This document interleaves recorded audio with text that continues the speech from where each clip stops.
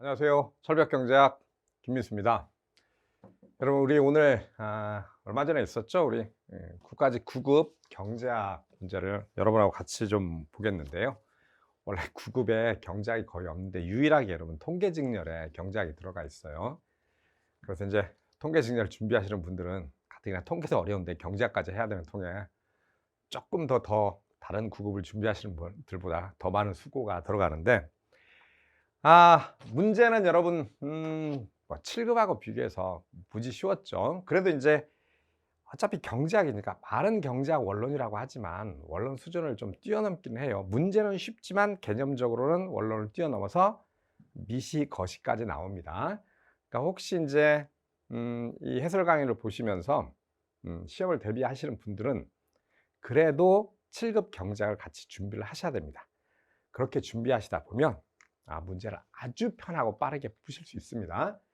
전체적인 난이도는 아주 쉬웠습니다. 아주 쉬웠고 딱 한 문제, 아마 대부분의 학생들이 그럴 것 같은데 그 한 문제가 이제 7급 경제학을 준비하시는 분들도 약간 생소한 개념, 뭐 기출문제가 많이 없으니까요. 그 문제 빼놓고는 아마 쉽게 풀었을 거라고 생각을 합니다. 자, 보겠습니다. 어떤 국가의 1번부터 보겠습니다. 어떤 국가의 2022년 고용 상황이 다음과 같을 때 실업률을 구하면, 우리 여러분 실업률 어떻게 구하죠? 실업률 취업자 플러스 실업자 분의 실업자 곱하기 100%입니다. 그렇죠? 그러니까 지금 주어진 조건에 여러분 취업자하고 실업률 나와 있는데 이 두 개만 보면 되겠죠. 나머지는 뭐 아무 의미가 없어요. 그렇죠? 함정이고. 여러분 합치면 지금 153만에서 자 27만을 합치면 얼마죠? 180이죠. 180에 지금 27만입니다. 구하면 여러분 얼마 나오죠? 15%가 나옵니다. 15%. 그냥 뭐 사실 1번부터 계산 문제가 나왔지만 여러분 이번 시험 문제 특징은 계산 문제를 그렇게 많이 내질 않았어요. 대부분 이제 전 분야의 미시 거시 전 분야에 다루긴 했지만 대부분 이제 개념을 정확히 파악하고 있는지 물어보는 문제입니다.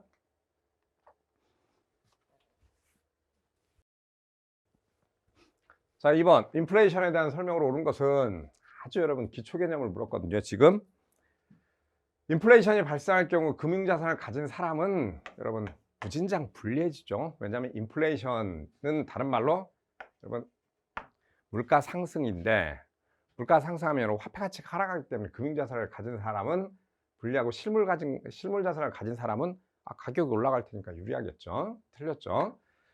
물가 하락과 경기 침체가 함께 나타나는 현상을 스태그플레이션이라고 한다. 뭐가 틀렸죠, 여러분? 스태그플레이션은 경기 침체는 맞지만 물가가 상승해야 됩니다. 그럼 지금 우리가 살고 있는 이 시기에 지금 스태그플레이션 전조 현상을 목격을 하고 있죠. 여러분 유가 상승하고 뭐 각종 전쟁 때문에요. 3번 실제 인플레이션이 기대 인플레이션율보다 높아지면, 그러니까 여러분 기대 인플레이션이라고 하는 건 우리가 예측한 인플레이션이잖아요.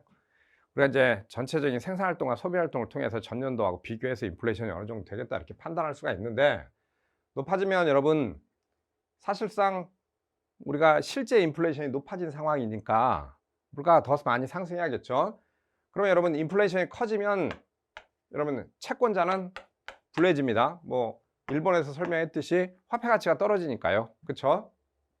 그리고 채무자가 오히려 반대로 유리해지겠죠.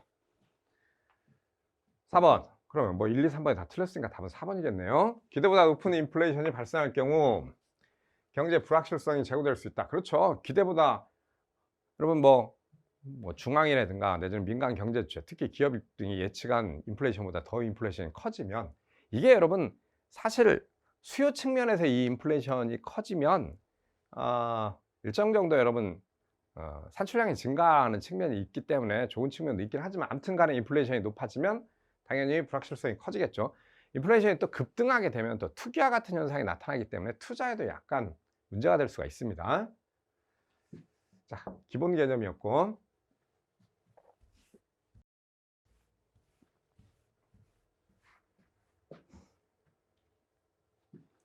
자, 3번 보겠습니다. 어느 기업의 비용함수가 다음과 같을 때 여러분 산출량이 지금 10이라고 주어져 있어요. 대한 설명으로 옳지 않은 것은 지금 뭐 단기 가변 비용, 고정 비용, 그다음에 한계 비용 이렇게 써 있는데요. 자, 옳지 않은 것 찾으라고 써 있습니다.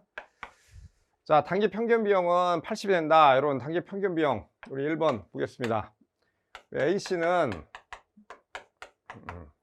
ATC 플러스 AFC 플러스 AVC가 되는데 얘는 여러분 어차피 총 비용을 산출량으로 나눠준 거잖아요. 그러니까 자, Q분의 여러분 자, TFC가 600이 나오고 그다음에 플러스 자, Q분의 TVC가 2Q 제곱이 나오네요. 자, 그러면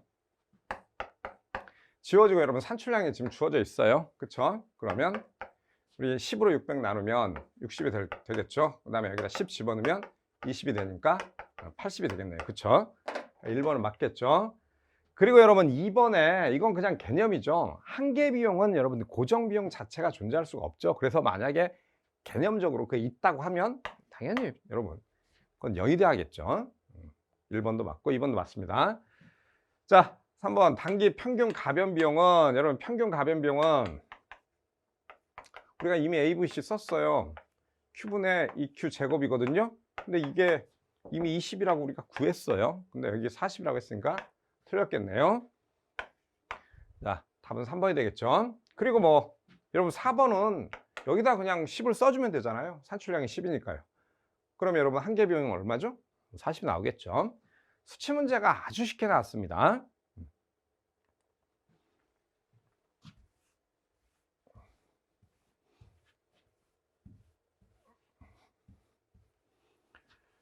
(4번) 갑의 일주일 소득은 1,000원에서 1,100원으로 증가하였고 이로 인해 갑의 햄버거에 대한 지출은 300원에서 310원으로 증가하였다. 이때 햄버거에 대한 설명을 옳은 것은 여러분 1,000원에서 소득이요. 소득이 1,000원에서 1,100원으로 얼마 올랐죠 여러분? 소득 증가율이 여러분 10%가 지금 올라갔어요. 그쵸? 우리 이제 수요의 소득 탄력성을 지금 물어보는 문제인데 지출액은 여러분 지금 얼마 올랐죠? 300에서 10원 올라갔거든요. 300원에 310원이니까 얘 약 3.3% 정도 올라갔어요. 그쵸? 자, 수요의 소득 탄력성에서 소득이 증가할 때 여러분 소비액이 지출액이 지금 증가했어요. 그러면 당연히 소득이 증가할 때 여러분 지출액 자체가 커졌잖아요. 그쵸? 당연히 뭡니까 여러분? 정상제겠죠. 그쵸? 그쵸? 그런데 10% 올라갈 때 3.3%밖에 안 올라갔어요. 만약에 여러분 소득이 증가할 때 우리가 그 소득 증가액보다 훨씬 많은 금액을 소비하게 되면 그렇죠. 그 재화는 사치제가 돼요. 그런데 소득이 증가할 때 그거보다 여러분 지출액 정도가 낮아요. 그러면 뭐가 되죠 여러분? 필수제가 됩니다. 그러니까 답은 1번이 되겠죠. 2번은 사치제가 틀렸고 여러분 열등제라고 하는 거는 소득과 반대 방향으로 가야 되잖아요. 그렇죠? 소득이 증가할 때 오히려 소비량이 감소해야 되는데 소비량이 증가했습니다. 왜냐하면 가격은 여기 일정하다고 써 있으니까 우리가 더 지출했다라고 하면 여러분 기본적으로 가격이 동등한 상황에서 더 지출했다고 하면 소비량이 더 커진 거잖아요. 그렇죠? 열등제라고 할 수가 없겠죠. 햄버거수의 소득 탄력성은 뭐라고 해야 되죠 여러분? 그렇죠? 비탄력적이라고 해야겠죠.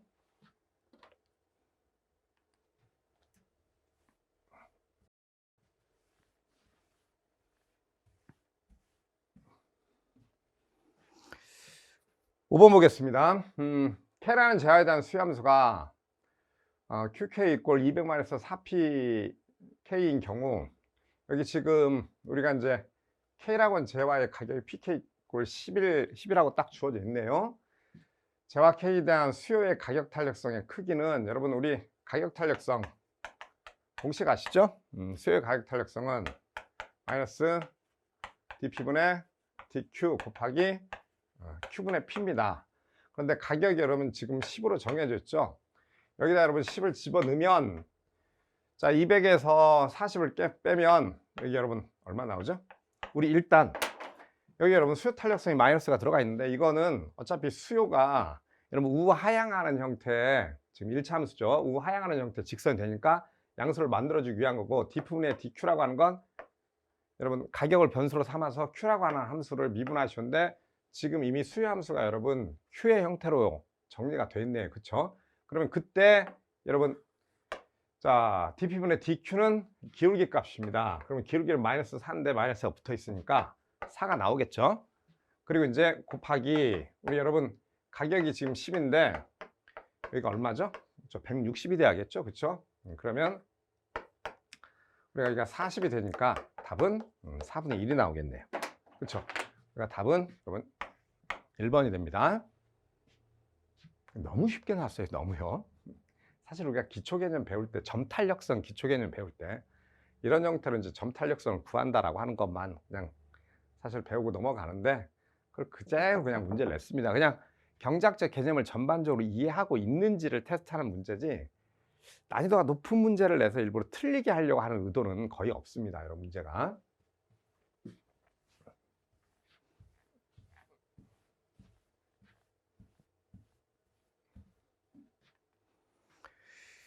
자, 6번 문제 보겠습니다. 디플레이션에 대한 설명으로 옳지 않은 것은 여러분 디플레이션입니다. 뭐죠? 물가가 하락하는 걸 얘기하는 거예요. 물가가 정확히 얘기하면 여러분 지속적으로 하락하는 거죠. 우리가 인플레이션이라고 하면 단순하게 일회적인 물가 상승이 아니라 지속적인 물가 상승이잖아요. 우리가 일반적으로 이제 살고 있는 이 시대가 이제 인플레이션의 시대인데, 조금씩이라도 올라가는데 여러분 아시겠지만 요 근래는 인플레이션율이 상당히 낮아졌어요. 그쵸?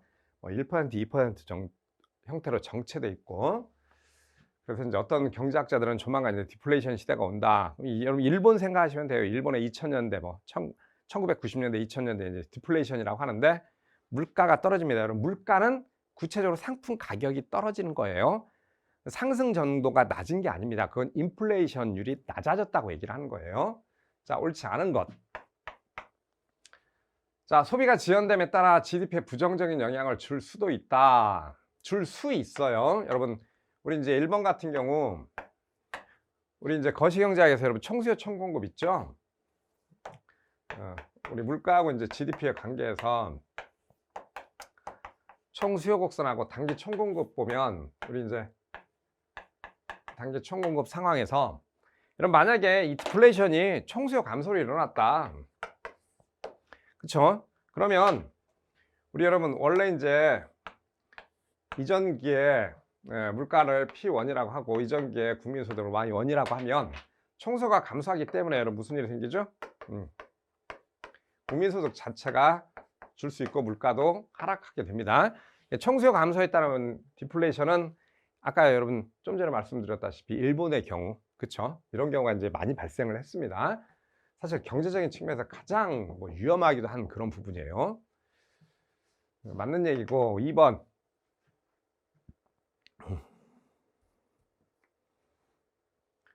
인플레이션과 마찬가지로 부가소득의 재분배가 초래될 수 있다. 그쵸? 이렇게 되면 금융자산을 갖고 있는 사람들에게 워낙에 이제 금융자산을 갖고 있는 사람은 화폐 가치가 계속 올라가고 실물자산 가치는 떨어지니까 똑같이 여러분 소득 재분배에 영향을 줄 수가 있습니다. 자, 주식 및 부동산 가격 하락은 부의 효과를 통해 소비를 그쵸? 소비를 훨씬 더, 왜냐하면 부의 효과가 여러분 여기 부가 이제 웰스라고 써있죠 여러분. 그러니까 이제 인플레이션 같은 경우 실물 자산을 갖고 있는 사람들은 사실상 실물 가치가 올라가니까 그 영향으로 나 부자 됐어 라고 하면서 소비를 더 진행할 수가 있는데, 디플레이션 상황에서는 이 부의 효과가 여러분 뭐가 되죠? 그쵸? 음이 나오겠죠. 마이너스. 즉 음의 효과 때문에 소비가 감소하는 상황이 나오겠죠. 4번. 전월 물가 상승률이 10%에서 금월 1%로 하락하였다면 디플레이션이 여러분 발생한 것이다. 그런데 여러분 물가 상승률이 여전히 여러분 양수의 값을 그리고 있어요. 그러면 물가가 상승한 상태에서 상승했기 때문에 인플레이션 정도가 약화된 거지, 이걸 여러분 디플레이션이라고 하진 않습니다. 그러니까 답은 4번이 되겠네요. 자, 7번 문제 보겠습니다. 어떤 상품에 대해 다음과 같은 관계식을 가정하자. 자, 보시면 여러분 완전 경쟁 시장에서 발생하는 사회적 잉여하고, 그쵸? 그 다음에 이제 독점 시장에서 발생하는 사회적 잉여의 차이를 지금 물어보고 있는데, 여러분 조건은 같아요. 같은 상황에서 이 시장이 완전 경쟁일 때 잉여하고 독점 시장이 되면 이게 어떻게 바뀌느냐. 여러분 당연히 뭐 독점 시장이 되면 우리가 이제 기본적으로 독점 시장은 독점적 가격을 설정하고 생산량을 줄이면서 독점적 가격을 설정하니까 사회적 잉여가 이제 크기가 달라지겠죠. 자, 보겠습니다. 주어진 조건을 좀 그림으로 그리면 가격과 거래량의 관계에서 여러분 수요 곡선이 100-EQ라고 나와 있어요. 그러면 Y축절편이 100이고 X축절편이 50이 되고 아래쪽에 그러면 우리 한계 비용이 MC= 20이라고 써 있습니다. 그쵸? MC=. 그러면 여기 이제 가격이 20이라고 하면 여러분 우리 이게 완전 경쟁 시장이면 한계 비용 자체가 가격이 되잖아요. P=MC가 완전 경쟁 시장의 이용대 산출량 조건이 되니까요. 자, 그러면 수요 곡선에다가 우리 수요 곡선에다가 가격을 20에다 집어 넣으면 이 부분이 지금 얼마 되죠? 그쵸? 여기가 40이 되겠네요. 그쵸? 자, 그런데 이 상태에서 여러분 이 시장이 독점 시장이 됐다고 가정을 해보자고요. 그러면 우리 수요 곡선에서 이 수요 곡선에서 여러분 자 MR을 도출하면 여기 절편이 왜냐하면 수요 곡선의 기울기가 배가 돼야 되니까 4Q가 되겠죠. 그쵸? 그럼 이제 25가 되겠죠. 그러면 이 상태에서 여러분 자 MC하고 이걸 일치시키면 내가 지금 얼마 나오냐? 20이 나옵니다. 그쵸? 그리고 여러분 20을 다시 우리가 수요 곡선에 대입을 하면 20을 대입하면 여러분 얼마 돼요? 40이니까 가격은 그쵸? 60이 되겠네요. 자, 그러면 여러분 이 상태에서 지금 한계 비용이 가격으로 설정되어 있기 때문에 사실 생산자 잉여는 없어요. 그러면 우리가 이게 여러분 완전 경쟁이라고 하면 위쪽 삼각형 부분 보이시죠? 이 부분 전체가 여러분 소비자 잉여고 소비자 잉여가 사실상 지금 사회적 잉여가 되는 겁니다. 왜냐하면 생산자 잉여는 추가적인 잉여가 없죠. 생산자 잉여는 여러분 기본적으로 한계 비용이 상승하는 상황에서 나오는데 한계 비용이 일정하게 고정되어 있기 때문에 생산자 잉여가 없습니다. 그러면 그 상태에서 여러분 요게 이제 완전 경쟁 시장에서 여러분 요 부분이 소비자 잉여가 되는 거고 여러분 이게 독점 시장이 되면 독점 기업은 추가적으로 요 부분을 독점 시장의 이윤으로 가져가게 되고 요 부분이 여러분 소비자가 가져가는 잉여가 되겠죠. 그러면 차이는 여러분 요거 하나밖에 없습니다. 차이는 뭐죠? 차이는요? 차이는 요거겠죠. 그럼 이 차이만큼만 요 차이를 구하라고 했으니까 요 면적만 여러분 구하면 됩니다. 요 면적 지금 어떻게 되죠? 20에서 40이니까 20 곱하기 여러분 20에서 60이니까 얼마죠? 40 곱하기 2분의 1이니까 뭐 20 곱하기 20이니까 여러분 400이 되겠네요. 그쵸? 그러니까 답은 4번이 나옵니다.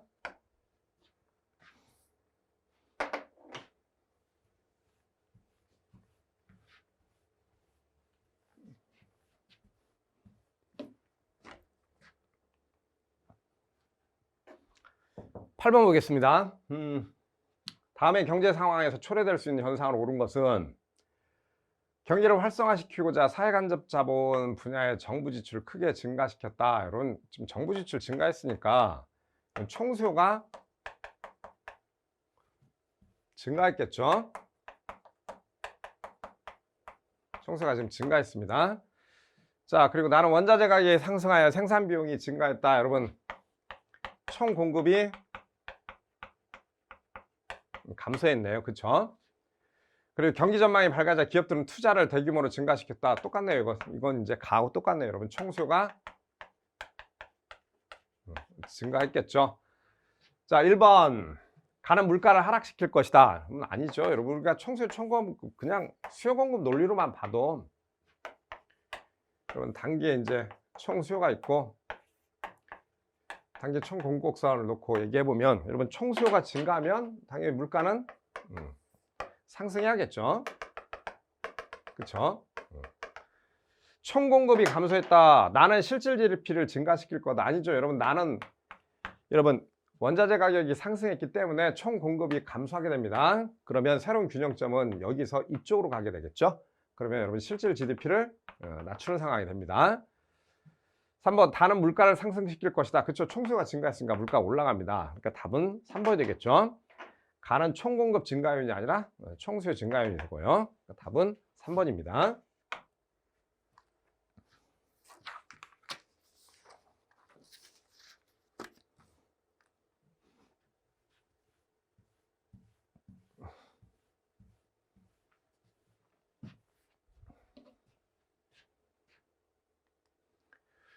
자, 9번 보겠습니다. 어느 나라의 생산함수가 여러분 이게 이제 여러분 위쪽에 올라가야 되는데 지금 이제 생산함수가 이렇게 돼야 되죠.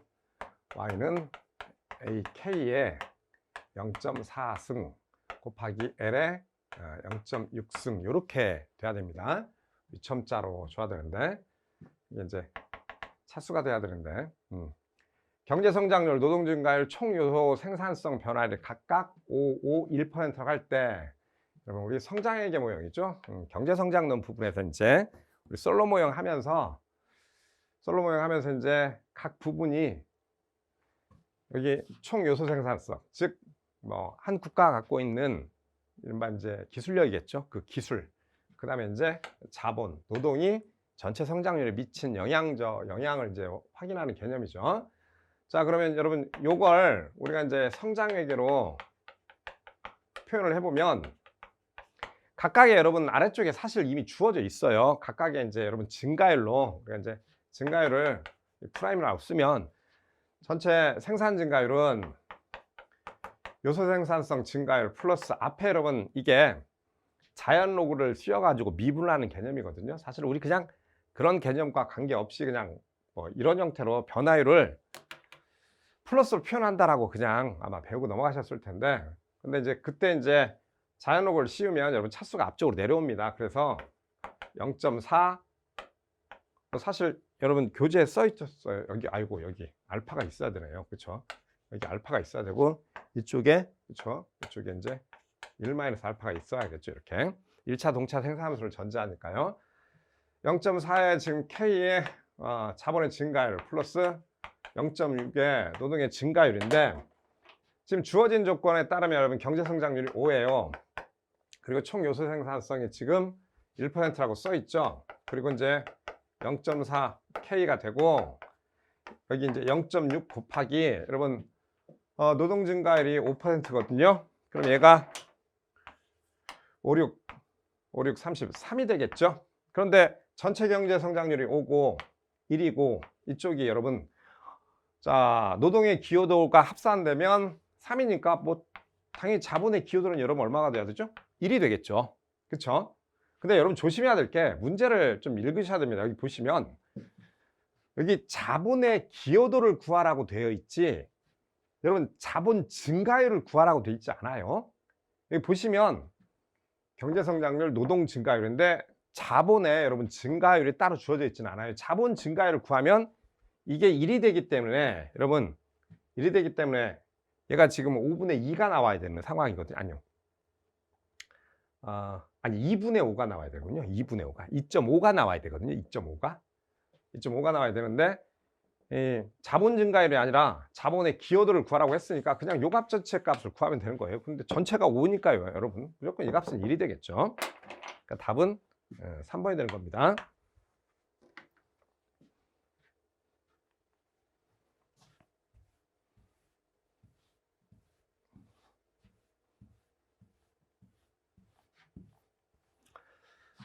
자, 10번. 시장 개방은 어느 나라 XG에 대한 국내 수요 곡선과 국내 공급 곡선을 나타내는 그림이다. 현재 XG의 국내 가격이 P0일 때 여러분 여기 이제 전제된 게 시장 개방 후라고 써 있어요. 만약에 시장 개방이 안 돼 있다면 여러분 국내 여러분 가격은 수요하고 공급이 맞닿는 이 지점이 되겠죠. 근데 개방 후라고 써 있고 현재 XG의 국내 가격이 P0다. 사실 일반적으로 시장 개방을 하고 있다. 그리고 국제 가격은 P0다. 이렇게 일반적으로 문제가 나오는데 그냥 시장 개방을 했으니까 해외 상품이 들어왔을 거다. 오케이. 그리고 실제 판매는 P0에서 이루어진다.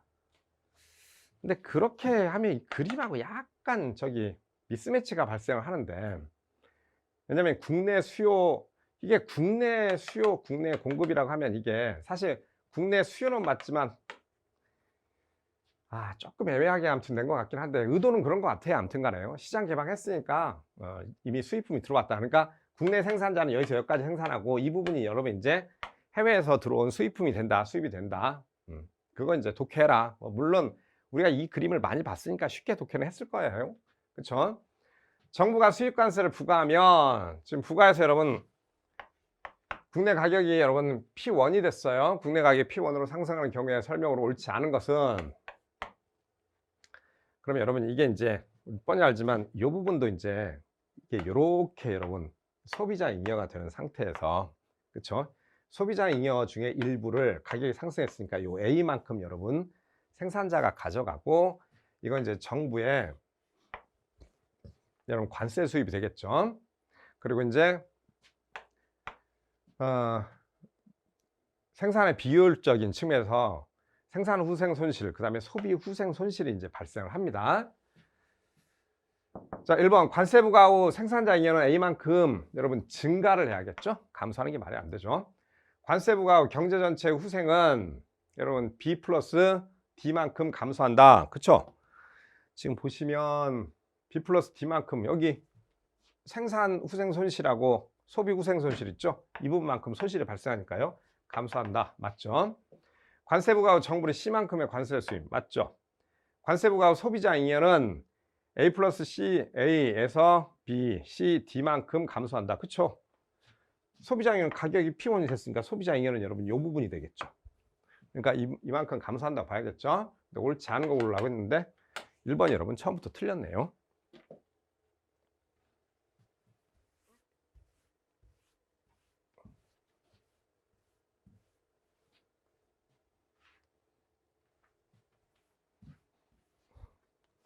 자, 11번 보겠습니다. 공공재가 가지고 있는 중요한 두 가지 특징으로 옳은 것은, 문제를 너무 쉽게 냈어요.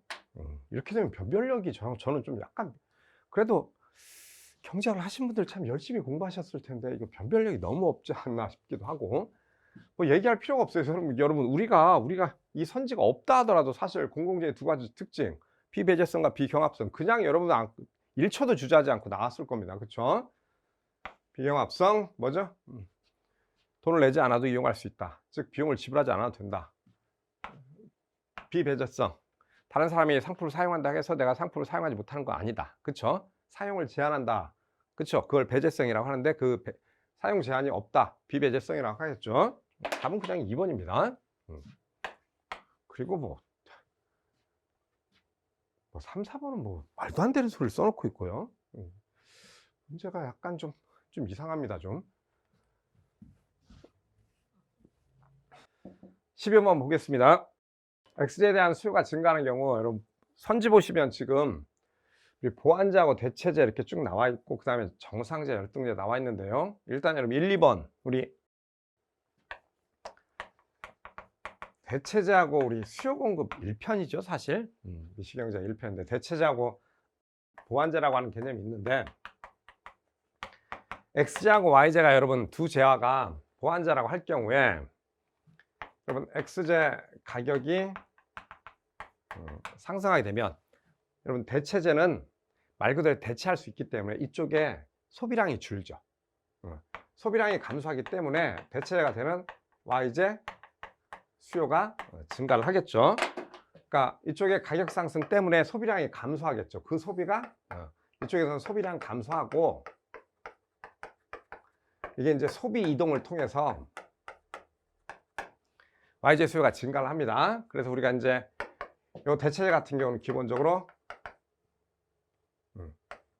정비례 관계가 된다 이렇게 얘기를 합니다. 가격과 수요. 대체되는 두 재화가 가격과 수요가 정비례 관계가 된다. 자, 그리고 보완제 관계는 X제 가격이 상승하면 보완제니까 여러분 같이 사용해야 된다는 거 아시죠? Y제 수요는 하락하겠죠. 왜냐하면 이쪽이 가격이 여러분 상승하게 되면 무슨 일이 생기죠? 여기서 일단 소비량이 줄어요.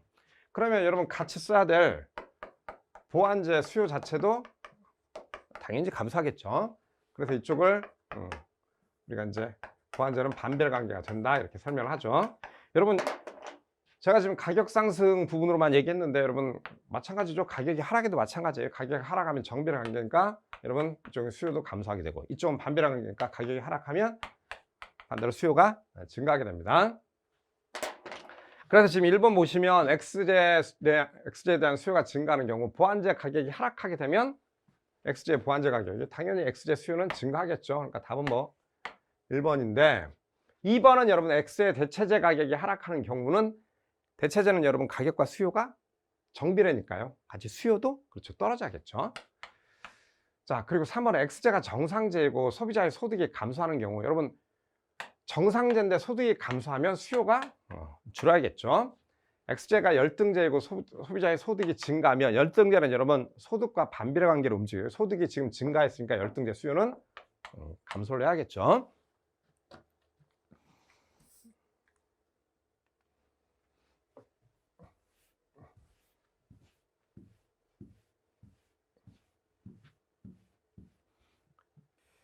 (13번) 보겠습니다. 현재 국제유가 급등이라고 나와 있는데요. 정말 현재 상황입니다. 그쵸? 근데 정부가 교통, 에너지, 환경세 세율을 인하한다. 여러분 세율을 인하한다라고 하는 건 사실 기업에 여러분 우리가 이제 한계 비용을 인하시키기 위한 정책이겠죠. 휘발유 시장의 변화로 오는 것은 아래쪽은 너무 뻔한 얘기네요. 그쵸? 우리 여러분 이거 이제 수요 공급으로 그리면 수요 공급 곡선이 있다고 할 때 현재 여러분 유가가 급등했기 때문에 공급이 감소하면서 여러분 휘발유 가격이 급등하는 상황이 되겠죠. 근데 이 상태에서 여러분 정부가 휘발유세를 인하하면 조금이라도 여러분 공급이 증가할 수가 있겠죠. 그럼 그 상태에서 자, 시장의 변화가 오른 것은 1번 휘발유의 소비량은 변화가 없다. 아니죠. 일단 여러분 휘발유 소비가 초기에 여기가 이제 Q1이라고 하면요. Q1이었다가 Q2로 이제 감소를 하다가 다시 여러분 Q3로 다시 조금이라도 소폭이라도 증가를 해야겠죠. 그리고 2번 휘발유의 소비량은 감소한다. 지금 소비량은 급등한 상태에서는 일부는 증가를 해야 됩니다. 그리고 시장 가격이 상승했다가 이렇게 올라갔다가 소폭 하락하게 되겠죠. 그러니까 휘발유 시장 가격은 급등한 상태보다는 조금이라도 여러분 하락을 해야 되니까 답은 4번이겠죠.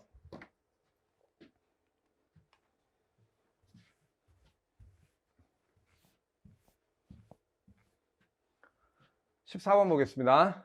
완전 고용 상태에 도달한 경제에 대한 설명으로 오는 것은 거시경제에서 여러분 우리 물어보고 있는데 우리 거시경제에서 여러분 장기 공급 곡선하고 총수요 그다음에 단기 공급 곡선 이 상태에서 여러분 이제 장기 상황에서 산출량은 이제 자연 산출량 수준에서 이루어진다. 단기에는 자연 산출량 수준을 벗어났지만 즉 총수요가 만약에 이런 형태로 증가한다 하더라도 결과적으로 이제 장기에 물가 상승을 유발하겠죠. 물가 상승을 유발하기 때문에 결국엔 또 여러분 공급이 감소하게 돼서 물가만 상승하게 되고 자연 산출량 수준에서 장기에 여전히 균형을 찾는다라고 얘기를 하죠.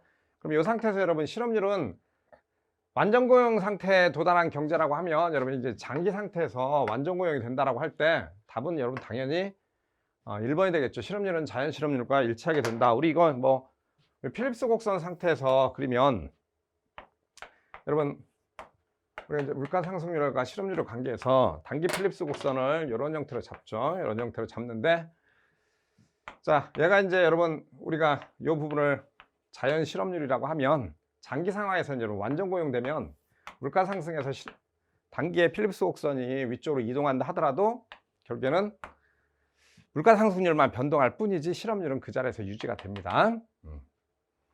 자, 그리고 2번 마찰적 실업. 여러분 완전 고용이 된다고 하더라도 여러분 마찰적 실업은 존재를 하죠. 왜냐하면 마찰적 실업이라고 하는 것들은 직장을 이동하는 과정에서 발생하는 실업이니까 사실 마찰적 실업은 무조건 있습니다. 마찰적 실업을 줄이는 방법은 정부가 이제 여러 가지 기업에 대한 공개, 뭐 채용이라든가 정부하고 기업과 노동시장을 연결하는 측면들을 신속하게 이루어질 수 있는 제도를 만들면 되는 거고 항상 마찰적 실업은 있어요. 실업자는 실망 실업자로만 구분된다. 여러분 실망 실업자는 실업자에 포함되지 않아요. 그렇죠? 실망 실업자는 여러분 비경제 활동 인구로 잡힙니다.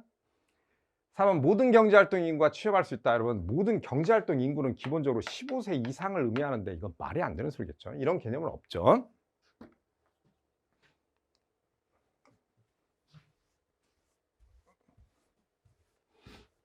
15번 보겠습니다. 작년에 어느 나라의 감자 가격이 하락했음에도 감자에 대한 소비량은 감소했다. 이때 이 나라의 감자에 대한 설명으로 옳지 않은 것은, 여러분, 수요 곡선에 따르면 가격이 하락하면 무조건 수요량은 증가를 해야 됩니다. 그런데 감자에 대한 소비량이 지금 감소했다고 나와 있으니까 당연히 이 재화는 여러분 기편제가 되겠죠. 그러니까 우리가 수요 곡선을 살펴보면 이런 형태의 이제 수요 곡선이 나오겠죠. 특정 부분에서 가격이 하락했는데도 불구하고 오히려 소비량이 이전보다 더 감소해 버립니다. 이런 형태의 재화를 기편제라고 합니다. 로버트 기펜이 발견했다고 해서 이제 기편제라고 하고, 우리 이제 2번에 대체 효과 이렇게 나와 있는데, 여러분, 기편제는 이제 열등제 일종인데, 우리가 이제 기편제를 가격 효과라고 하는 측면에서 살펴보면, 가격 효과는 대체 효과 플러스 소득 효과를 여러분 나누어 쓸 수가 있겠죠. 여러분, 대체 효과는 항상 방향이 우리가 가격 효과에서 결정돼 있다고 보죠. 가격이 하락하면 여러분 무조건 수요 법칙이 적용돼요. 그러니까 소비량이, 여기 가격이 떨어질 때 무조건 소비량이 증가를 하는데, 이게 이제 기편제는 여러분 열등제니까 소득 효과가 무조건 줄어야 됩니다. 마이너스가 나는데, 일반적으로 여러분 열등제는 그래도 여전히 플러스 마이너스 합하면 여기가 플러스가 나오는데, 우리 기편제 같은 경우는 소득 효과가 이걸 압도해 버립니다. 그래서 기본적으로 가격 효과 전체가 가격이 하락할 때 전체로 마이너스가 나버리죠. 그래서 이제 이런 형태의 모양이 된다라고 얘기를 하죠.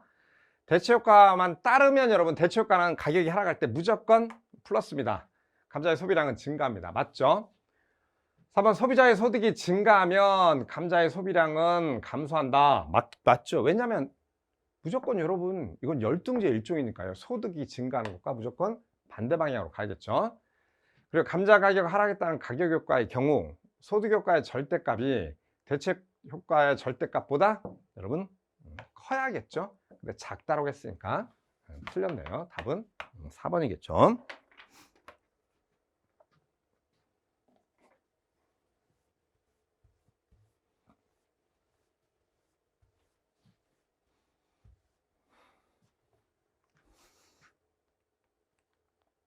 16번 문제 보겠습니다. 아마 여러분 제가 보기에는 이번에 이제 우리 9급 통계직렬 경제학 문제 중에서 아마 이 문제 한 문제가 이제 어렵지 않았을까 이렇게 생각을 하거든요. 이 문제 빼놓고는 아마 여러분들이 실수를 하지 않았다면 나머지는 다 맞추셨을 거예요. 왜냐하면 기본 개념에 너무 충실한 문제들이다 보니까. 근데 이 문제는 이제 여러분 좀 처음 보는 개념들이 좀 나와 있어요. 그렇죠? 첫 번째부터 이제 1번부터 여러분 보시면 이른바 수익률 곡선이라고 하는 표현이 나와 있는데, 말 그대로 여러분 1번이 이제 맞는 얘기인데, 이게 수익률 곡선의 개념이거든요. 국채 만기와 여러분 채권의 이제 만기가 우리가 단기가 있고 장기가 있는데, 쉽게 말하면 1년짜리 채권이 있고 3년짜리 채권이 있고 5년짜리 채권이 있고 뭐 10년짜리 채권이 있죠. 이런 만기와 수익률, 여러분 우리가 만기 수익률이라고 하는 것 자체가 사실상 이자율을 의미하는 거죠. 그러면 일반적으로 여러분 이제 수익률 곡선은 이자율과 만기 상황에서 기본적으로 이제 이런 형태로 우상향하는 형태가 나오는데, 이 우상향하는 형태를 일반적으로 정상적인 이제 수익률 곡선이라고 하고, 가끔 여러분 뉴스를 혹시 보시면 뭐 장단기 금리가 역전되었다고 할 때 그 잠깐이긴 하지만 여러분 장기 금리가 오히려 낮아지는 그런 상황도 발생합니다. 그런 경우 이제 비정상적인 경우로 봅니다. 아무튼 수익률 곡선이라고 하는 개념이 나왔는데, 이게 이제 화폐금융론 부분에서 조금 깊이 있게 조금은 더 들어가야 나오는 부분이거든요. 채권 시장에서 이제 그냥 단순하게 채권 만기, 우리가 이제 뭐 이표채 이제 그 만기 수익률을 구한다 뭐 이런 개념이 아니라 조금 더 이제 깊이 있게 들어간 부분에서 나오는 개념이기 때문에 그 부분을 이제 안 하셨으면 이제 아주 낯선 부분이 될 수도 있습니다. 자, 그리고 2번. 자, 만기 수익률과 국채 가격은, 만기 수익률이 여러분 여기서 보면 이자율이라고 하는 걸 알았으면 이자율과 여러분 국채 가격은 기본적으로 반비례 관계가 되겠죠. 그렇죠? 여러분 시장 이자율이 상승한다. 그러면 여러분 국채 가격은 급락합니다. 그리고 이제 여기 또 이제 모르는 표현이 또 하나 나왔어요. 유동성 프리미엄. 여러분 프리미엄 이론이라고 나와 있는데 여러분 이게 이제 이자율 기간 구조 이론이라고 하는 게 있어요. 제가 지금 여기 보시면 우리 일반적으로 정상적인 수익률 곡선은 우상향하는데 왜 수익률 곡선이 우상향하게 되는지를 이제 설명하는 이론이 여러 가지가 있어요. 그러니까 만기에 따라서 만기가 길어질수록 이자율이 상승을 하게 되는데 왜 상승하느냐? 거기에 뭐 이제 기대 이론이 있고 시장 분리 이론이 있고 유동성 프리미엄 이론이 있고 그다음에 뭐 특정 만기 설용 이론이 있는데 그 중에서 이제 우리가 일반적으로 지금 우리의 이제 여러분 채권 시장을 설명하는 이론으로는 유동성 프리미엄 이론이 있습니다. 만기가 길어질수록 높은 이자율을 요구하는 이유는 유동성 부분에서 위험을 감수해야 된다. 그러니까 이 위험성을 감수하는 만큼 추가적인 수익을 보장해야 된다. 그걸 이제 유동성 프리미엄 이론이라고 합니다. 그래서 유동성 위험을 감안해서 장기 채권보다는 단기 채권을 더 선호한다. 그러면 이제 장기 채권 쪽으로 우리가 기본적으로 투자자를 유인하기 위해선 더 높은 이자율을 제시해야 된다. 3번도 맞는 얘기입니다. 그러니까 답은 어차피 뭐 2번이고요. 그리고 4번은 뭐 쉽죠. 일반적으로 정부의 국채 발행은 확장적 재정 정책을 위한 재원 조달 목적으로 이루어진다. 그렇죠? 맞습니다. 조금 이제 이건 여러분 이건 사실 7급 문제에 갖다 내도 충분한 문제가 될 것 같아요. 그렇죠? 왜냐면 이쪽은 7급에서도 그렇게 기출 문제가 많거나 그러진 않거든요. 이 문제 하나가 좀 어려웠을 것 같습니다.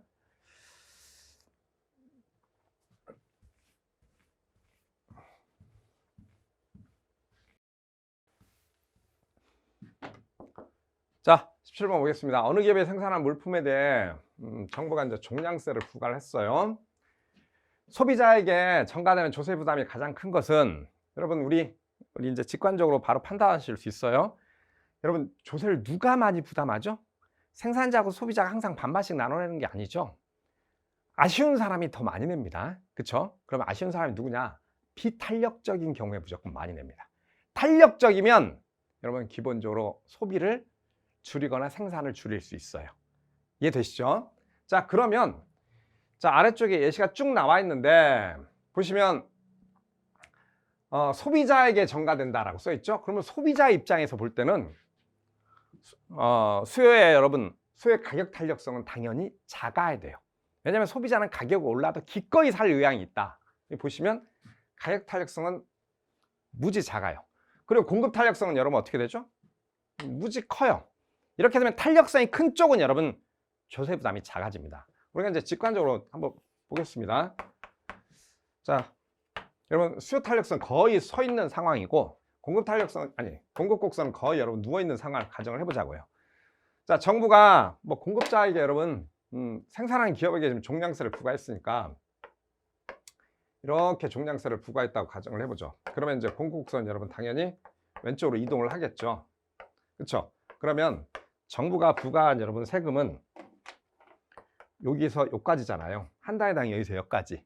그렇죠? 그런데 여러분 그 과정에서 가격은 여러분 지금 여기까지 올라갔어요. 여기까지요. 가격은 여기까지 올라갔는데 지금 보시면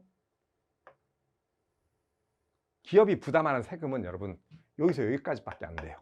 그럼 여기서 여기까지 여기서 이 부분까지는 왜냐면 가격이 급등했잖아요. 이 부분은 사실상 누구 부담이죠? 그렇죠? 소비자가 부담할 수밖에 없겠죠. 탄력성이 작으면 작을수록 가격이 올라가도 기꺼이 살 의향이 있다라고 하는 걸 의미하는 거잖아요. 이해되시죠?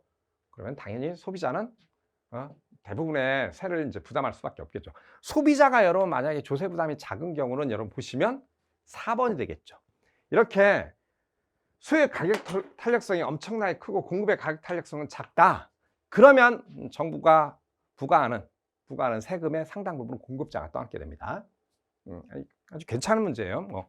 사실 탄력성을 계산할 게 아니라 직관적으로 우리가 비탄력적인 경우가 훨씬 더 세금을 많이 부담한다라고 하는 것만 아시면 그 차이를 보면 되겠죠. 차이를요. 그렇죠?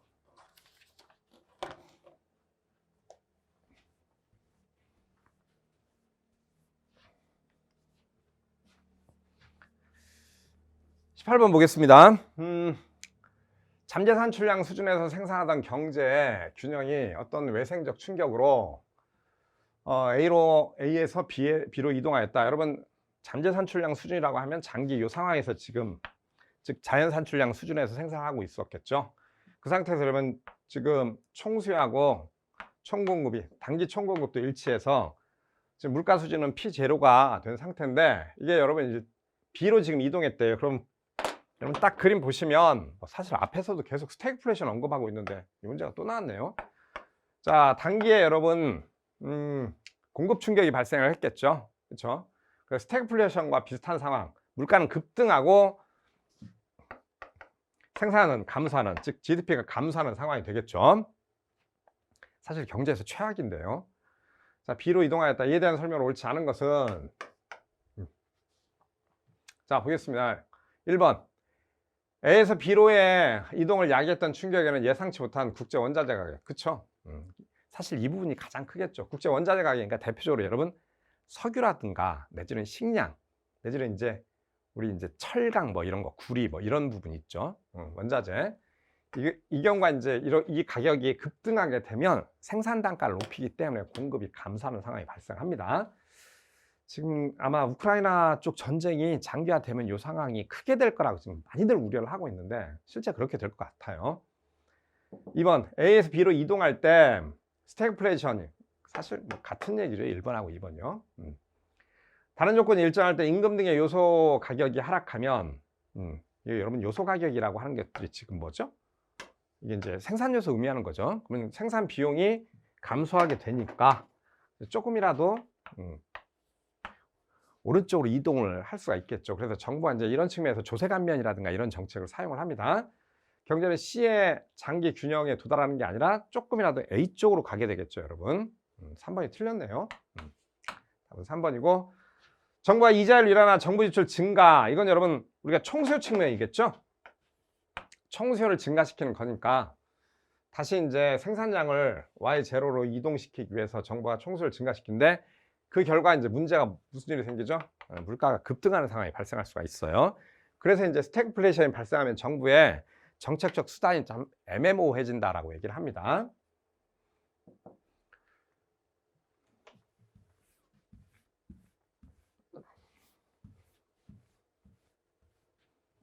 자, 19번 보겠습니다. 갑은 작년 4월에 연 2% 금리가 적용되는 정기 예금에 가입했다. 2%라고 써있네요.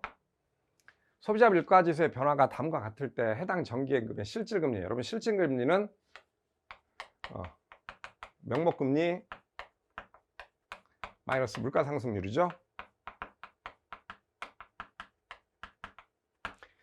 자, 근데 물가상승률이 여기 여러분 나와 있어요. 지금 CPI라고 해가지고 우리가 소비자 물가지수겠죠. 소비자 물가지수가 2021년 4월에 110이었는데 그쵸? 다시 1년 만에 여러분 111.1이 됐어요. 소비자 물가지수가 지금 얼마 올랐죠? 여러분 1%가 상승을 했어요. 1%가요. CPI의 상승률이 여러분 소비자 물가 상승률이 되는 겁니다. CPI의 변화율이요. 110에서 여러분 1%가 올라가면 1.1이죠. 그러니까 1.1이 커졌어요. 오케이? 그러니까 1%의 물가가 추가적으로 상승을 한 겁니다. 전년도하고 비교해서요. 명목금리가 2%고 물가 상승률이 1%니까 실질금리는 당연히 1이 되겠죠. 그러니까 답은 2번 되네요.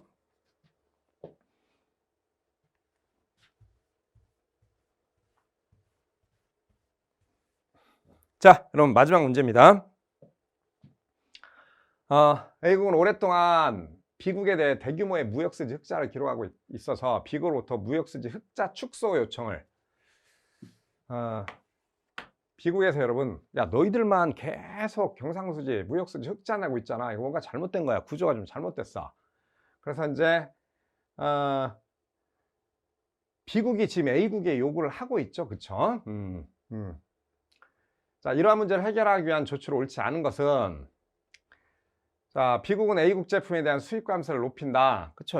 만약에 그게 가능하다면요. 그쵸? 그러면 이제 수입 관세를 높이면 당연히 여러분 수입은 축소되니까 무역수지가 이제 B국의 입장에서 이제 적자가 나는 것들이 축소될 수가 있겠죠, 여러분. 그리고 2번 A국은 B국 제품에 대한 수입 관세를 낮춘다. 그쵸?